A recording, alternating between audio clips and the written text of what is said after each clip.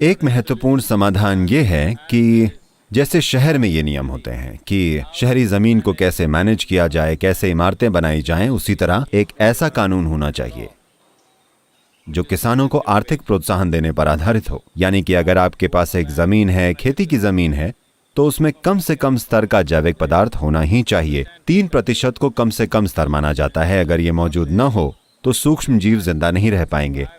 अगर सूक्ष्म जीव जिंदा नहीं रहते तो इस धरती पर जीवन भी जिंदा नहीं रह पाएगा।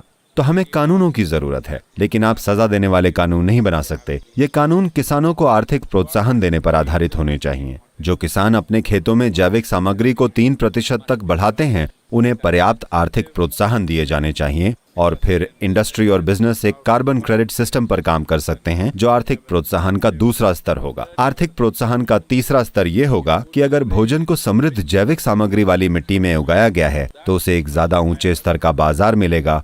That will create better nutrients for the people and better health and उससे लोगों को बेहतर पोषण मिलेगा, बेहतर सेहत मिलेगी और वे बीमारियों से दूर रहेंगे। और देश को अन्य दूसरे भी लाभ होंगे, क्योंकि लोग सेहतमंद और खुश होंगे, जो ज्यादा क्रिएटिव और प्रोडक्टिव होंगे। तो आर्थिक प्रोत्साहन के इन 3 स्तरों को हमें COP15 में सामने लाना होगा और ये पक्का करना होगा कि ये केवल कोडिवर का हिस्सा न बने, बल्कि पूरी दुनिया का हिस्सा बने, ताकि किसानों को ये 3 फायदे मिलें। और एक बड़ी समस्या ये भी है कि आज बहुत सारे लोग खेती में नहीं जा रहे हैं, क्योंकि इसमें ज्यादा कमाई नहीं रही।